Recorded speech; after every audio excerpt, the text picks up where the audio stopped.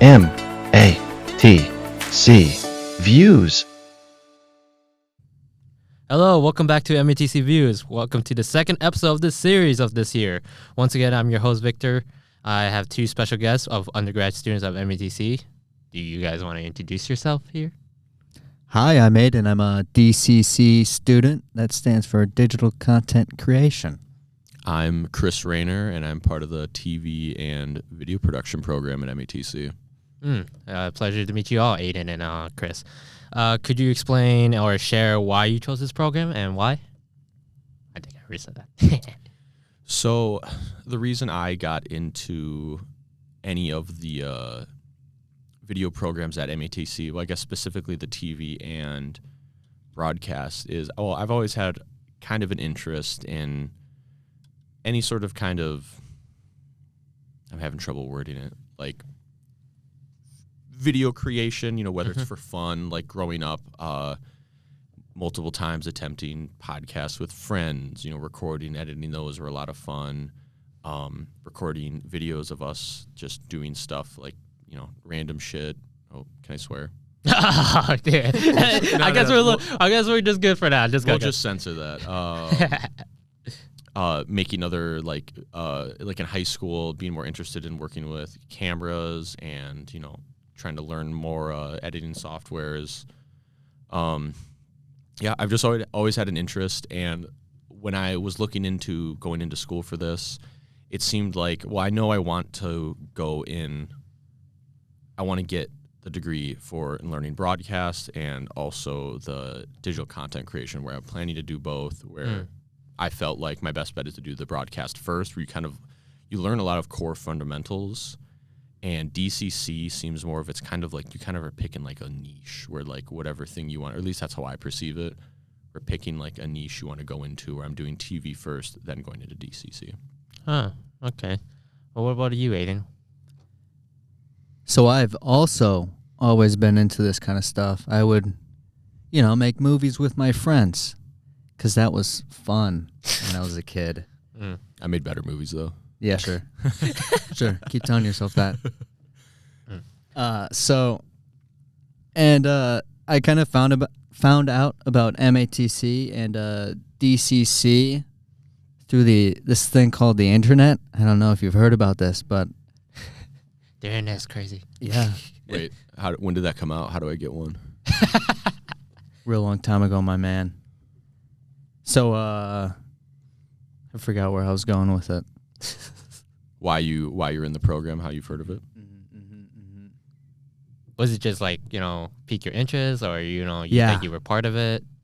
Yeah, it did pique my interest, and it sort of called my name, You know that feeling you get when you have to do something, or you think you have to do something? That's what happened. Just make him more busy. like a vision in your dream? Yeah. Okay. Yeah, it came to me in a dream. All right. Okay. Yeah. What current trends do you see shaping the future between DCC and TV? I guess I can start. This one's kind of like an obvious one. Anything with artificial intelligence related to any sort of creative medium. I feel like one thing, it's every time, like, it kind of like every few years it like, it blooms and everyone's like, oh my gosh, like AI is going to, take over whatever, and we're going to like lose our jobs or whatever, where we're still very, very far away from that.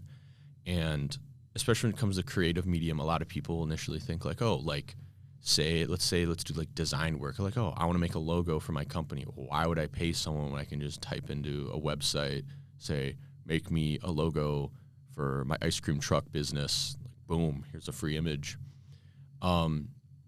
And I guess with video, it's a little harder, where they're implementing stuff like that. And I think actually recently Premiere, they're implementing a feature where you can use AI with video, where it's not just a single image. The point is it can like, put in an item in the background through an entire video, which is really cool.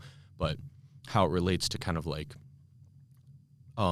jobs in the field is, it's not necessarily going to be taking people's jobs. It's going to be part of people's jobs, where it's going to be a tool that you're going to be using in the future, where it's less of oh, like we don't need to hire blank people because I have my little handy dandy, AI robot machine. It's more of people are going to be hired on knowing how to use that stuff, how to implement AI in their work, that sort of thing, as, it progresses forward. Well, as I would say, everyone thinks that robots may take over the world, which I don't kind of believe that that's true or not, but okay. You've seen Terminator, right? Yeah, Terminator's real, by the way. Yeah. Terminator, we'll see if I'm one of the targets of from Skynet. I hope not. What about you? What's your your thinking, personal opinion from current trends? Well, this is something that we've had for a long time. Live streaming. So it's like taking the TV program and the DCC program and then combining them. Using those those skills together, and then how are you able to perform during on live sets and all that. Yeah, I get that. Exactly. And with live streaming, I'm not sure, because that has been around for a while. It's been, but it's really taken over off a decade. Last couple of years. Yeah. And I don't remember if I've seen stuff online of what I've been looking up, but I'm pretty sure it's a thing. Well, obviously now there's so many where it feels almost oversaturated. Yeah. Where it used to be a thing of you buy a Netflix subscription, you could watch a bunch of modern current movies, versus now it's, depending on what you want to watch, you need to specifically go out and get, one of the many streaming services for all these different, companies that have rights to different stuff, where it's almost becoming too oversaturated and the prices keep getting marked up, where I feel like something's going to happen where, well, until people stop, you think the bubble's going to pop. I think the bubble is going to pop. And what they kind of rely on is people just don't care. It's the whole subscription, $5 a month. I don't care. Just, you forget about it, and that's how they make the money. Where until people either start caring, it's just going to keep growing. But I think the bubble's going to pop, and we need to go back just to having a handful staples versus wow, did you know that did you know you can watch that new TV show on Flubbo Plub Max? Did you know you could watch it on Flipo Plus? And just making up a bunch of people them. just go on different other media platforms besides let's say a YouTube movie is now free but with ads. While this one on Netflix, this one's just free without ads. Yeah, I get that. Yeah, and but I mean also too, they're all competing. It's all business. Yeah. So many partnership with other different media platforms, really, because HBO Max movies are now with Netflix and all that. I see that as well. So I was like, what? Why? So likewise, for storytelling and production, can you just walk us through of how do you proceed on developing or pre-planning a new project or a production on your education or on basically on new projects that you make for it? What's the question? It's just how do you process on developing and pre-planning on a new project? So I guess what our pre-planning process is for any of our projects. Correct. Do you want to go first, Aiden? Sure, I guess. So I think of it. I brainstorm my ideas, and then I narrow down my ideas to what I think is the best and what I can see in my head. I sort of visualize it, and then I try and transfer what I have in my head to the piece of paper, and then it comes to him in a dream. Yeah, my dreams. Just map it out, Yeah. I feel a big part too, which this is kind of any sort of production, where less so, I guess, for in school projects, but it kind of applies there, and especially for a real world application, is more of knowing what you're making. What's the purpose? What is, let's say the supposed client, or our teachers are technically the clients for a lot of the projects, where what are the guidelines? What are they expecting? Where it's more of going off of that, where you're basically, you put a fence in first, and then it's okay, if I have to make let's come up with something. What's one of the projects we've shot? Commercial. Sure, let's do it. So we're doing a commercial for toothpaste, okay? Oh, okay. So it's more of knowing like how long do they want it? What kind of shots do they want? Do they want a lot of information, or is it supposed to be like funny? You know, or it's supposed to be very like, oh, like 10 out of 10 doctors recommend this one. Or is it supposed to be like some guy like, you know, driving his car and then I don't know, something happens and he's like, buy this toothpaste. It's like, what? Why? Where it's supposed to be, where it's knowing what they want. And then from there, like Aiden was saying, it's basically just coming up with ideas. A lot of the time we write the stuff down. Yeah. A lot of projects, especially in the TV side, we storyboard a lot of them where you're literally kind of doing almost a rough shot for shot of like, okay, what does this look like in my head? And another part too is like, say you need to do scripting depending on the type of project. And again, I guess this more applies to TV where you are making a script most of the time. You have to have, a shot sheet. You need to be planning. I guess another part too we can go into is like gear too, of like what camera am I using? Where am I going to shoot this? How can I shoot it? What other gear you have to bring? Say like lights, microphones, that sort of thing, where there really is a lot to it. And I mean, they always tell us in both programs where, what is it, 80%? 80% of your work should be done in the pre-production phase. Yeah, planning. Which sounds insane, but like, you know, you can't, if you start with a pile of garbage, you know, you can only polish and clean up the pile of garbage. Here's a question for you, Victor. What are the 7 P's or 8 P's? Ooh, yeah, seven P's. You should know this one. 7 P's. I just prefer not to answer this question just yet because I'm doing the questioning here. Yeah, wait a second. We're being questioned. Whoa. I do. But no, like, okay, I see that, like, you know, there's... Okay. Okay, yeah, I get it from Proper here. Can I, or you do it? Let's do it at the same time. Okay. Proper pre-planning prevents piss poor production. The 7 P's. Cool. Thank you very much. Courtesy of Gary.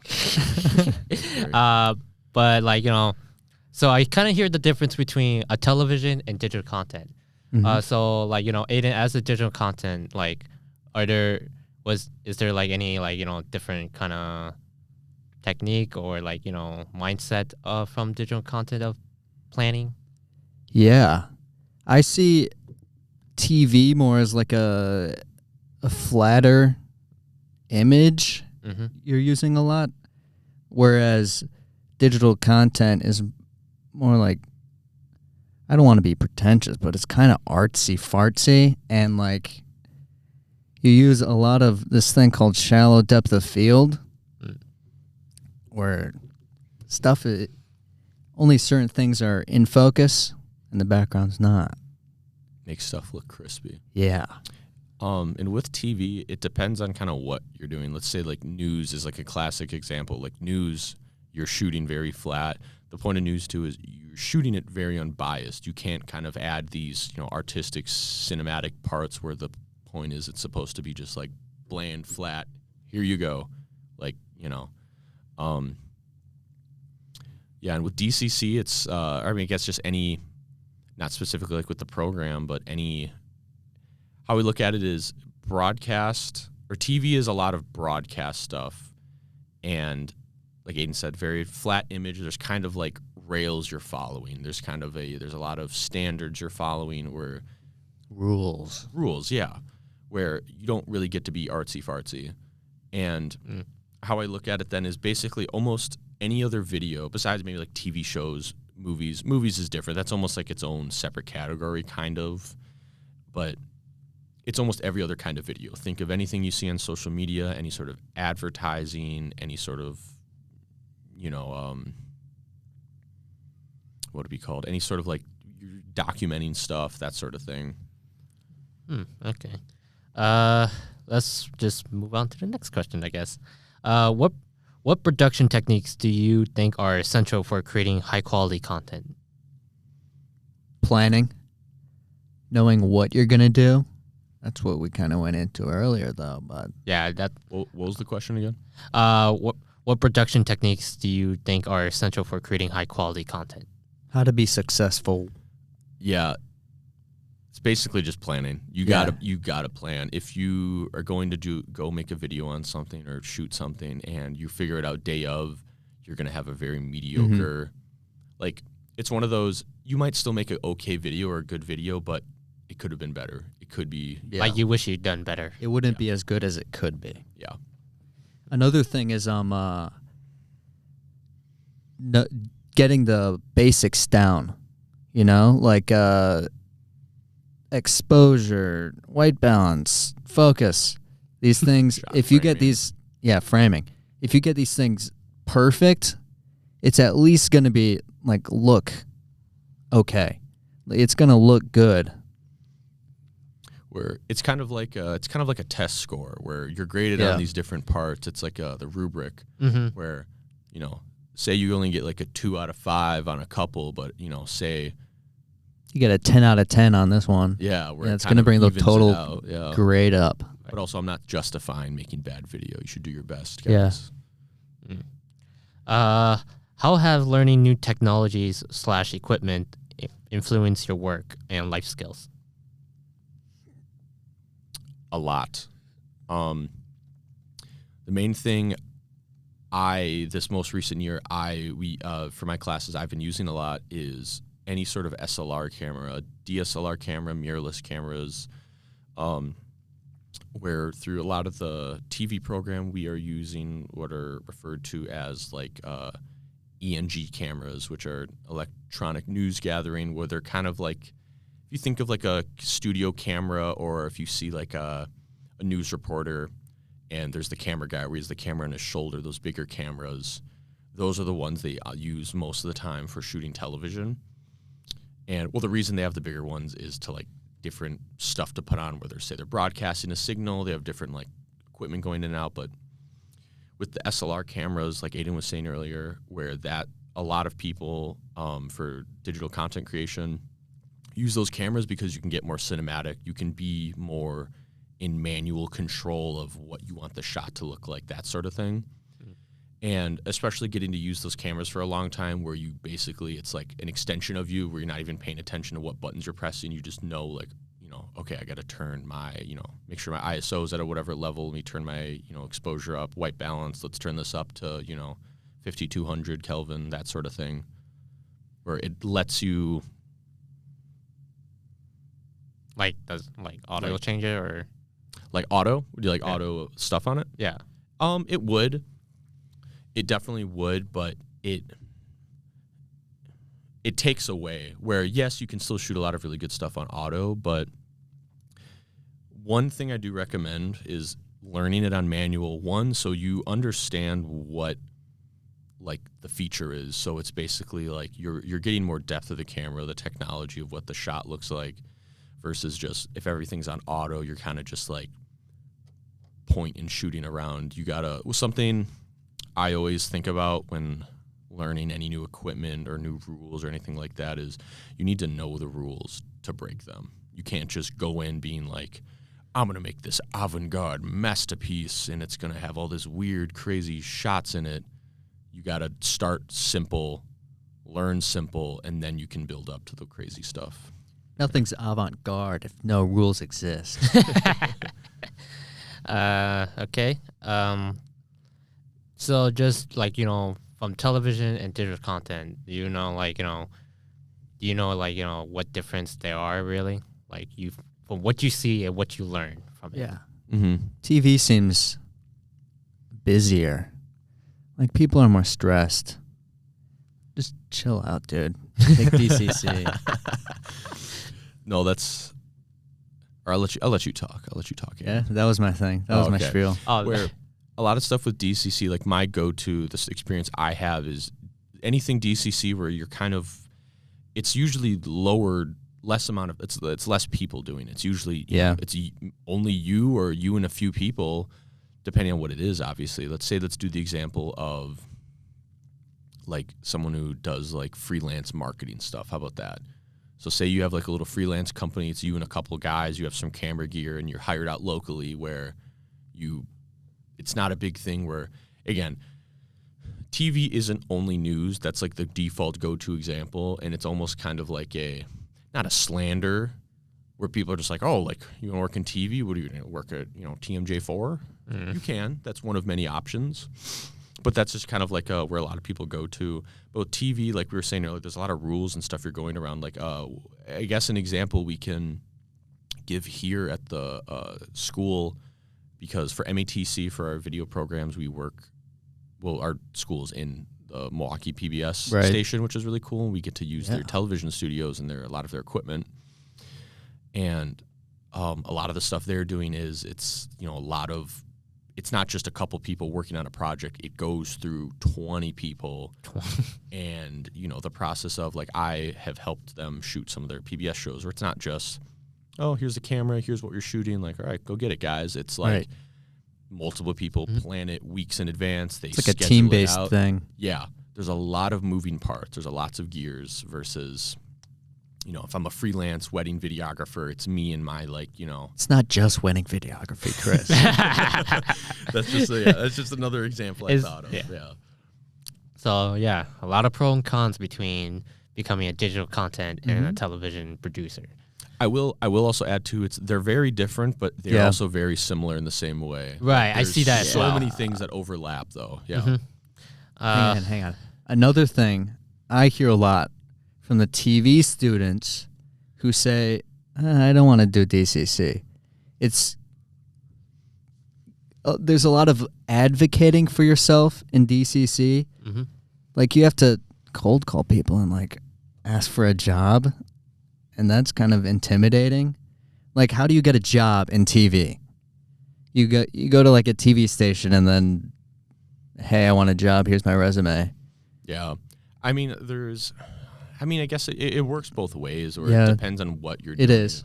On what you learn, right? Yeah. That's a lot of, that's also, I guess not to get too off tangent with this, but a lot of stuff with the modern like job market, and especially in creative medium, it's pretty hard to get a job right now. And a lot of places aren't necessarily like, it's not the classic you walk outside, you see a hiring sign, you walk in, you go, I would like one job, please. Where it's most places are not ever showing that they're hiring, where it's a lot of cold calling. And networking as well. Just about to say networking. Yeah. Networking is such, with any sort of career you can go into, there's networking. But with video, networking is like one of the most important things. It's a lot of, giving the right impressions to people, meeting a lot of different people. It's who you know, not what you know. That's what they say. Yeah. All right. So I was just like gonna kind of move on some career advice, but since we are now like talking about networking, I guess we're giving you the real advice. I guess I'll just this is what you need to know. I guess this is I guess I'll just talk about the networking. So exactly I guess you guys did kind of debrief with it, but how important is networking in your program? Like, what are some fixed ways to connect with people in a professional way to do it? It's what you know, it's who you know, not what you know. Sorry, asking how that or could you reinstate the question? I'm sorry. Like, how important is networking in your program? It's very, where I guess specifically in the day-to-day of our program, a lot of stuff is already set up where we're not necessarily like, oh, I have to go, contact a certain person, in the real world. In the real world, yeah. It's important. I guess an example I can give, it works for both, but I feel like for TV too, especially in the second year, we're doing a lot of, I don't know what you'd call it, packages and videos where we have to come up with ideas, where a lot of the time happens is you are basically reaching out to people in, local community or, in the area where you're basically cold calling them, where you're like, hey, I'm Chris. I'm part of MATC's TV program. We would like to do a piece on you and your family's bakery. This seems like a very interesting thing. We'd love to do video. Let us know. There's a lot of that where it's on you. Where if you're not reaching out to try to get a story to make a package for it, you're kind of it's not being handed out to you. Or I guess that is kind of a networking thing. The other thing I was going to say, like Aiden said, for the real world, I've had a bunch of opportunities already personally for a lot of other work I do related to video outside of school, just off of networking, where it's literally a like domino effect of I know this person knows this person, you know, they contacted this person, and now I'm working for them, and I have like a job where I'm actually like making stuff to put on a portfolio, that sort of thing, where it's pretty incredible. I guess so. Like, you know, it's like, you know, yeah, networking, I guess it is indeed a big factor as well to part of this program. What skills do you believe are most important for students wanting to enter the television and the digital content program of MATC? Well, specifically in DCC, you have to be motivated. We saw this last year, you and me, Victor, where a lot of the DCC students dropped out. Yeah. You're right. Yeah, I like, you know, I was so sad that like two of my closest friends dropped Right. out, which they had such potential. Yeah. So a lot of our classmates just disappear and never show up again. They ghosted. Yeah. So you have to be self-motivated, I guess you could call it. It's, yeah, I was just about to say that, where a problem you can run into is, well, I guess sort of related to that is burnout, where you need to be, like Aiden said, self-motivated. And I really don't know how else to describe it. It's different because, say, what's like another degree you could get? Say you want to become a nurse. They're very different. Where a nurse, you're doing a lot of, you know, it's a lot of studying, a lot of test taking stuff. You're doing a lot of like practical tests, that sort of thing, versus this is all, again, I don't want to keep saying like, yeah, what Aiden said, but self-motivated. It's all like, you got to do everything, like, I don't know. I'm explaining. It depends this bad. on you. Yeah, it's all on you. Yeah. What about in the TV department where it's like your team sort of depends on you? Is that also a factor in motivation?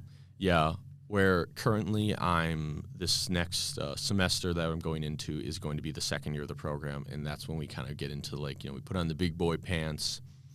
You're making a lot of these bigger productions, and from what I've seen with interacting with the students of the past years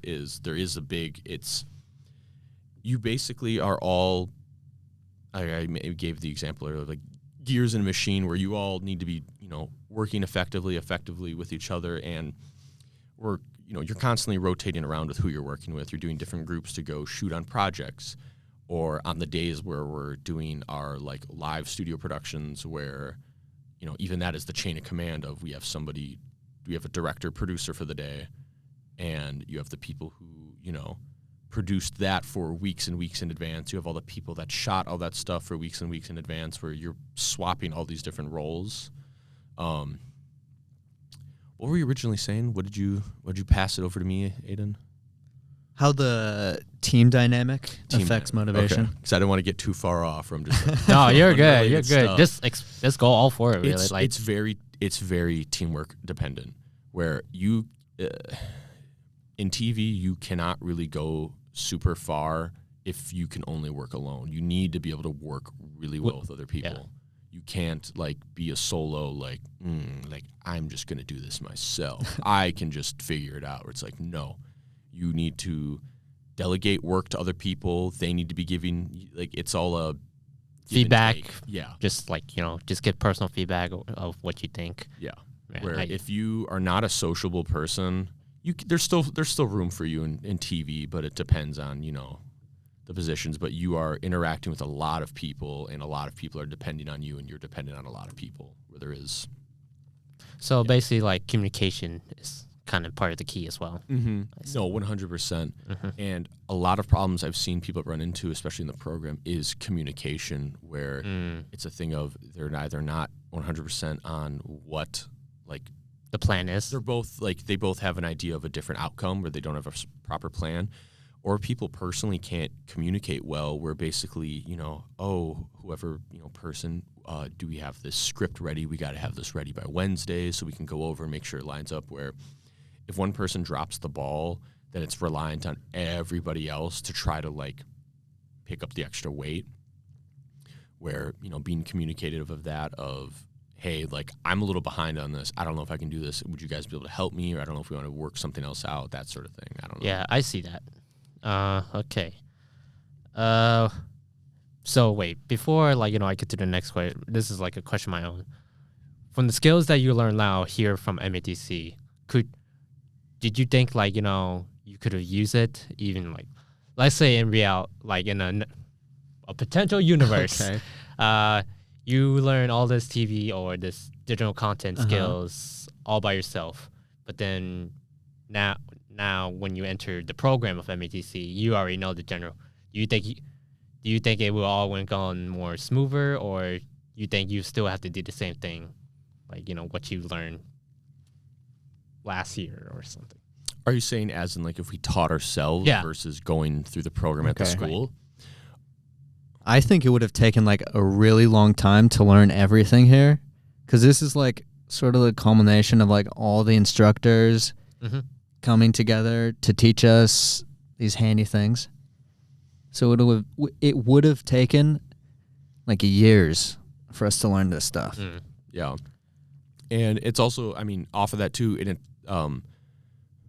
with you can never stop learning, and especially with a creative field like this, you're never going to become like the air quotation master, know everything. Where even after this program, we're going to be learning for the years and years, decades past. Right. But again, with that, a lot of the stuff you technically could learn on your own, but it's almost like trying to build a puzzle where you just have loose, random puzzle pieces where it's like, you don't even have the borders made. You're just like, where's the centerpiece supposed to go? Where you're kind of learning these key things, but how do they stitch together? How does it actually work when you go out on a shoot, when you're interacting with people, when you're working on a studio production, when you're editing it yourself, where it's basically where there's things you can learn on your own, but through the program here, and like Aiden said with the instructors, all of these instructors have not very different, but they have different backgrounds of what they've done for, their career related to video, television. Right. Where it's learning how to put it together and basically having this,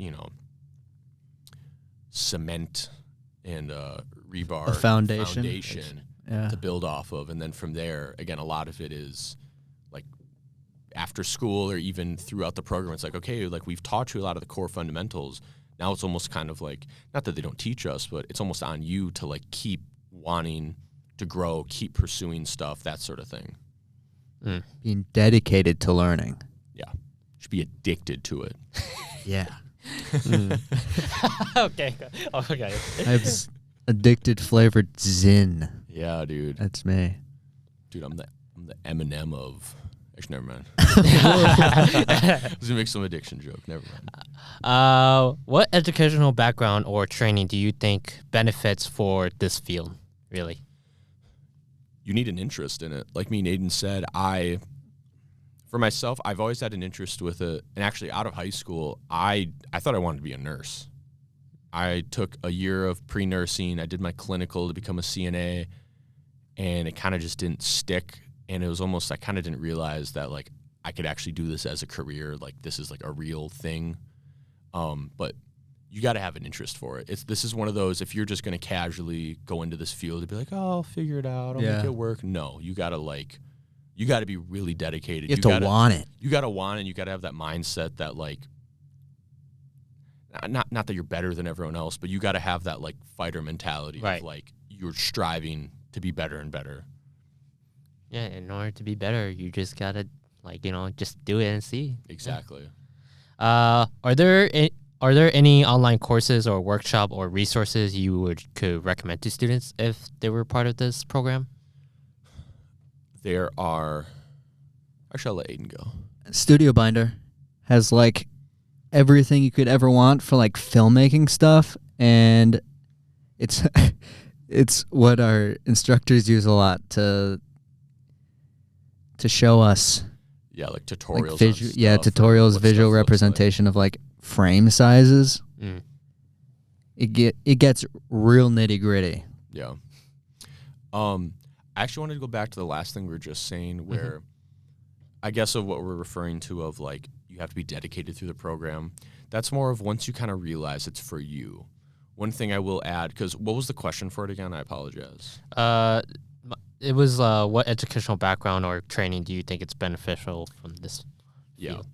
And a lot of the stuff this program does, where I guess we kind of glossed over it a little bit, is they do a good job of say you don't have this like, oh, I've always wanted to be, working in whatever sort of video, film, television, whatever. Right. And this is your first introduction to it, and you're like, what is this all about? What does this look like? It builds a foundation. Yeah, it builds a foundation, and they do a really good job of basically baby steps forward of like, this is the wide world of this. Like here's a camera. Like we're going to show you how to use this. Like, where they start you really, really slow and really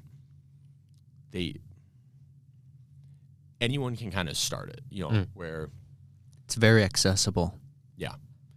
And what's nice too is you get to start for both programs, you have to take the beginning of the TV and the DCC program where you learn both sides, where it's one of those, oh, I don't know what I'm interested in. You take multiple classes for both to be like, oh, wow, like working in a studio environment, this is like really cool. This is what I want to do.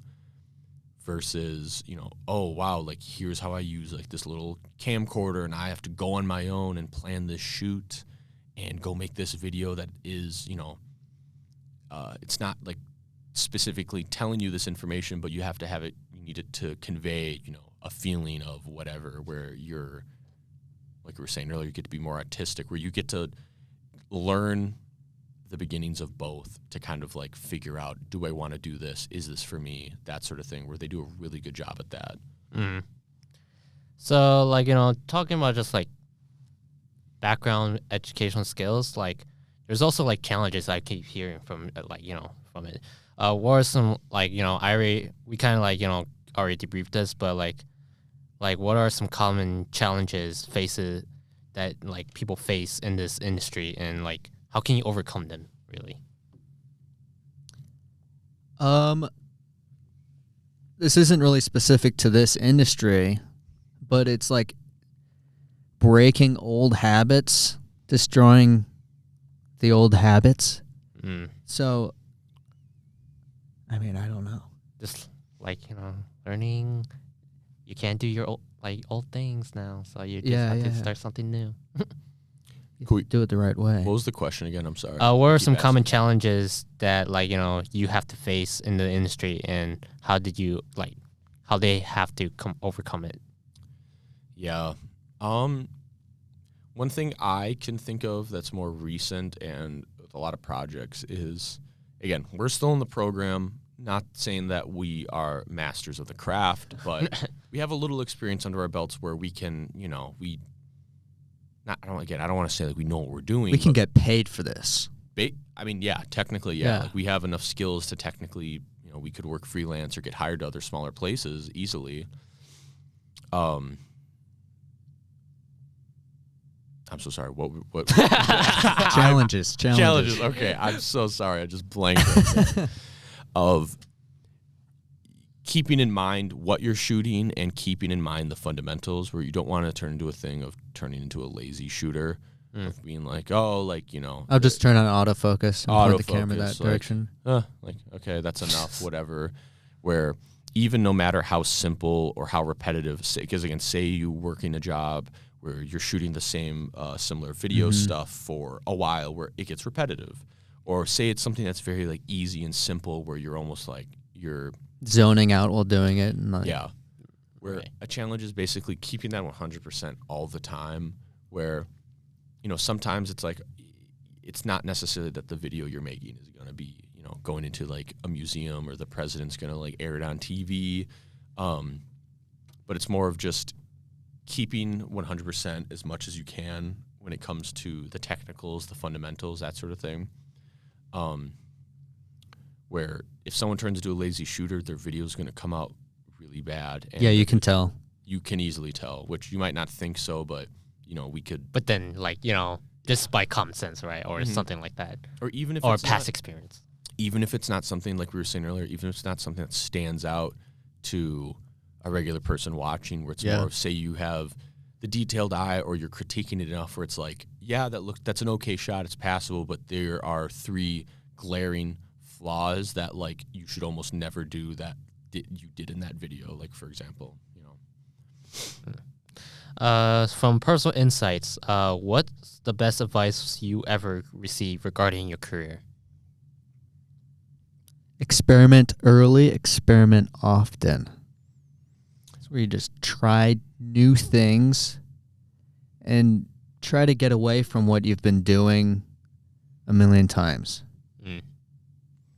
The main thing I always tell myself over and over is either when I'm learning new stuff in classes or like going out in fields to shoot in the field myself is you need to know the rules to break them. I know I said that earlier, but you really need to have a hardcore fundamental understanding of the simpler rules and how they slowly expand out into these really, really niche ones where then at a certain point you're breaking off into cinematography of, really, really like deeper meaning of like framing in a shot, more things that are in the artistic side where you can't just start doing random artistic stuff. I can't just rotate the camera and like, oh, Dutch angle, look at that. You can't do that. Yeah, you technically can, but it's going to look horrible. Right. You need to have this, you need to be really strong in like, each level you climb up needs to be strong. Right. What just by looking ahead, like, what are some upcoming projects or trend are you really excited about? Like, you already know that you're already doing next semester. I think the TV program's capstone projects are really cool. They are really cool. Kind of neat. Yeah, you're jealous. Yeah. I'm salivating. Yeah. I guess 2 things I could talk about. Well, going off the capstone, the last one of the last projects you do in the TV program is you basically the students, not literally, but they take control of the TV station for a whole day. Where the point is, you are making longer form videos. And you need to fill like basically a day's worth of content. And part of that is a 4-hour live block.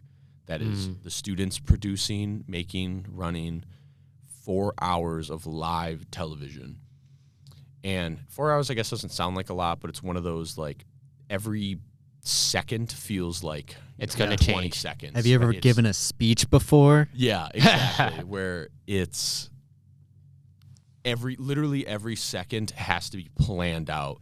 I guess that's the other thing we never talked about TV. Every second of like whatever video you're making, or especially like if we're interlacing multiple videos together for like the whole day, every second is like accounted for, planned. Like, Yeah. it's very, very detailed. Even drop frame. Mm-hmm. Got drop frames. Like, 29, everything. 29, Honestly, 29. like, Yeah. They don't count at 30 frames a second. They count at 29.97 frames a second, which is wild. Yeah. and some people may not even understand what they're talking about. Yeah. Yeah. I know, guys. Yeah. We just wizard We stuff. get paid for this. Like, every per second things can change, or per frame, anything can change. You're like, yep. Yeah. There's one too many frames in this. You got to throw it out. Axed. Yeah. I guess another thing off that too, where, well, despite me and Aiden being opposites in the program, we were actually called together in an Avengers-like team to work on a project together this summer. That's exactly right. Yeah. Where we both were working on shooting the Tour of America's Dairyland bike race in Wisconsin. Bike racing, Wisconsin. Mm-hmm. And a lot of that it leans more into the DCC side, which, again, I'm not a full TV. I dabble in both. I dabble. And that project was, my main takeaway is it was the point of the project too. It's a summer co-op, or the point is Right. the school is basically like, hey, here's literally a client, like, go work for them. Go. Learn. Get away from Learn. me. where it was very real world experience where we were on our own. We rented the gear out for the full week or two, where it was just like, okay, like we got to figure this out. We, go to the event, we're talking to the people, we have to figure out what we're shooting, how we're shooting it, managing the gear, managing all the data, because we're shooting a bunch of video. Then, we are editing the stuff throughout the event. So we'd go to an event, shoot it for, be there 5 to 8 hours, then later that night or the next morning have to edit a video and send it to them so they can upload it on their website, on social media as promotion for the event, where it felt very, very real world, where this is kind of naive to say, but after doing that, like, I feel like I could take on any sort of freelance, like, I feel like it drives me to want to, like, that was just a real taste of real world experience. I want to. Like Jaws, you got a taste for it now. Exactly. Dun, dun, I'm dun. addicted. Yeah. I'm addicted. How do you see your own career evolving in the next few years, really? Aiden, you go first. Dude, this is a hard question. Yeah. Dude, I don't know I what guess it's going to so. look like 3 Yeah. months from now, bro. Yeah, No, I'm just joking. like, In this economy, dude, I don't know. Oh my gosh. Economy, please don't even mention that. McDonald's is where I'll be. Yeah. Just McDonald's. Me, we're going to work at the same one. I'm going Yeah. to be drive-through. He's going to be working the french fries. Yeah. Not actually. That's a pessimistic. That's a pessimistic take. I guess I can talk about myself personally. Well, right now with school, I'm also working an internship for a local kind of like branding marketing company where it's not anything super complex, but it's cool because it's real world experience. It's networking. I'm technically paid for it, and a lot of it's like actually worth putting on my portfolio. And kind of related to it, I can totally see myself going into like not advertising necessarily, but more in like the marketing side of, say you are doing product video for people, or you're hired out, say you work for a production house and a company hires you out. We're like, we're looking to do a commercial for this. We want to do videos about this product. We want to promote this thing, where working on like the marketing side seems very, very interesting. And the other thing I've also thought about too is out of school initially, like why not, like maybe before I do that or as I'm working on that, work at a TV station, work at a news station where there's plenty that are local, that's really solid experience. And it's not necessarily easy to get into, but it's one of those like You have a path start for it. Yep. Get a slow start in, kind of get the first step, and then, plan it out from there. So like, just not by like looking ahead, but also now let's just get to some fun stuff because it's almost like time around a little bit. What's the day like for you really? Do you guys participate in any like MATC events, or do you like what's really the day like for you once you enter? Aiden, let's say we do you have some pretty interesting stuff with the school. No. No. Aiden is the master cryptologist when it comes to managing our gear at the school. Master. Sure, yeah. How so? Like, Do you want me to talk for you, Aiden? I do. I work in the equipment room here in our program, so I handle the equipment. I make orders for people when they want it. Yeah, and I guess explaining for people they don't like understand it. Our school, they have a lot of camera gear and other A lot of good camera gear. good camera gear that Yeah. basically for projects we basically rent out to use for a day or two, go do our project and bring it back. Where Aiden basically is doing the Not just me. multiple people, but we're just gonna say you because those other people aren't here with us. R.I.P. No, I'm just joking. Where joke he's about that. keeping the upkeep on the gear, making sure they're organized, and basically putting it all together. It's like, you requested a Canon camera with a whatever microphone, and whatever you need, a tripod, you need a gimbal, you need batteries, you need lights, whatever. Aiden is your guy. All right then. Once I call for like let's say camera for recording, I'll call Aiden. 55 cameras, 55 lights, 55 tripods. You need all yeah. this? Do you want XLR cables too? 55-foot XLR cable. Oh my god. So if you can collaborate with any creator or producer, who would it be and why? Wait, can I talk about my day-to-day at the school? Oh, you haven't talked about yours? Okay, No, go ahead. okay. I Let's just do took mine it. Just quick. go. Because mine's short. Yeah. So, on top of being at the program, throughout the week, I also help Milwaukee PBS as like a studio assistant, where we help them do their studio recorded segments of their shows they do every month. Mm.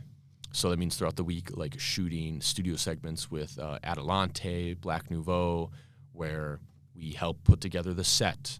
We help, we work. It's basically a real studio experience where we're working the cameras, we're working with the director, we're using the graphic generators, we're working the prompter, we're doing lighting, and we're also working directly with the talent.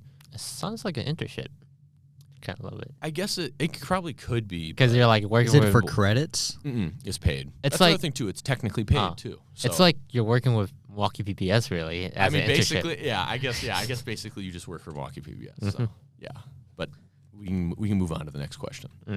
Well, like I said, if you can collaborate with any creator or producer, who would it be and why? Somebody who's competent. That's my requirement. Someone, Competence. That's yes. like your only, let's say, Yeah. green flag. Yeah. My red flag is if they can't say their ABCs backwards. C, Y, X, W, Oh, V, no. U, T. I don't know if I necessarily have a specific creator. When I think of creator, at least I think of online like creators, say like YouTube. I've always liked the idea. I guess another interest I've had too with getting into the field is I've always loved the idea of basically being an editor for a YouTube channel. Where from what it seems like in a lot of the type of editing they do, it's a lot of work, it's a lot of hours, but it's like cool. You know, it's a lot of experience where you're basically have to be a master of whatever software you're using, non-linear editing program. There you go. There's a little buzzword. That's a vocab word. That's a vocab word. Check that off That's your on the bingo quiz. sheet. Yeah, I wouldn't say anyone specific. It's more just the idea of being able to be an editor for one of these online creators. Not that I want to do it for a career. I don't know the pay, but it seems cool. Well, okay. Well, thank you very much for that. That is kind of like the time of this episode here. Thank you for watching and listening, and thank you for subscribing as well, wherever you do on YouTube, really, if you're just trying to listen to this podcast of MATC Views. But like and comment, and what do you think about this episode? And thank you two for coming. We'll see you next time. Toodles. MATC Views.